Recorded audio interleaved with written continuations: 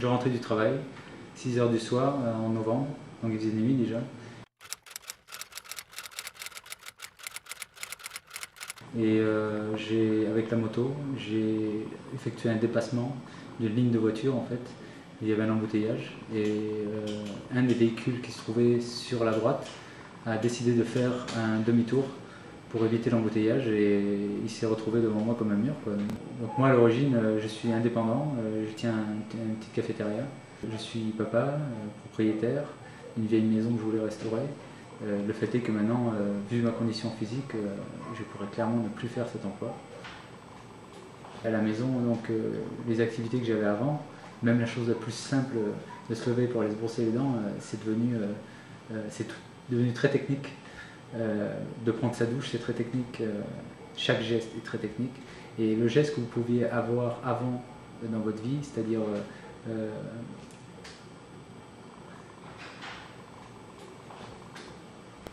c'est qu'avant, vous aviez des gestes simples, vous les remarquiez même pas. C'est que là, maintenant, vous les voyez. Ça vous tourmente. Votre vie, vous la voyez plus pareille, vous savez pas vers où elle va. Mais je pense que quand vous avez la chance d'avoir une famille, un entourage, ça vous fait avancer. Mais je pense que la vie continue malgré tout, mais elle sera plus la même, ça c'est sûr.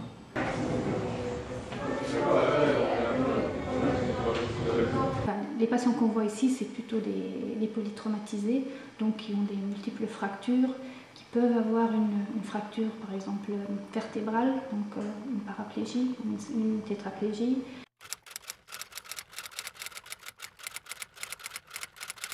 Qui peuvent avoir un traumatisme crânien, donc avec des séquelles neurologiques, cognitives, des paralysies, des troubles de la coordination, de l'équilibre, là, ça devient très très complexe. Bien qu'il y a aussi une partie des accidentés qu'on voit ici qui sont victimes sans être fautifs, qui sont victimes de quelqu'un qui a bu ou qui a fait une bêtise sur la route. Et ces patients-là, pour eux, c'est très très difficile de tout d'un coup se retrouver dans une situation de handicap qu'ils n'ont pas voulu, qui va bouleverser leur vie.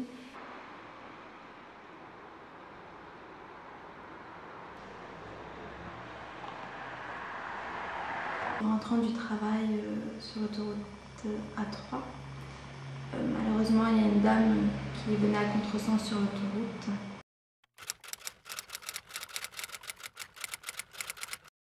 Et elle a changé de voie pour venir sur moi. Et donc c'était un très grave accident puisque l'autoroute a été coupée, ils ont dû me désincarcérer. La dame est morte, elle a eu ce qu'elle voulait, mais moi, elle m'a laissé... Quand même, pour moi, je subis ça comme une tentative de meurtre dans le sens où elle a choisi de venir sur moi. Elle est morte, donc ça a réglé son cas. Mais moi, elle m'a laissé ici. J'ai perdu le goût, l'odorat. C'est quand même deux de notre cinq sens, donc c'est quand on est normalement avec ça généralement, mais c'est grave. Quand par exemple, une chose toute bête, j'étais gourmande, j'aimais bien le Nutella, mais maintenant quand je mange le Nutella, je sens rien, donc je ne mange plus. Toutes les choses de la vie d'avant qu'on ne peut plus refaire. De temps en temps, je prenais l'après-midi libre, alors j'ai fait un petit tour avec ma moto.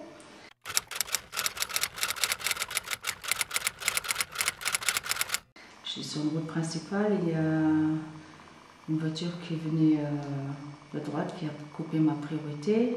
J'ai été obligée de fermer mon salon de coiffure. Comme les mains ils sont cassées, je ne sais pas si j'arrive à travailler comme il faut. En plus, 8 heures rester debout avec le bassin cassé. Et avant, j'étais fort, j'avais plein d'énergie, j'étais toujours de bonne humeur et motivée. Mais là, il me faut toujours quelqu'un qui me pousse quand même.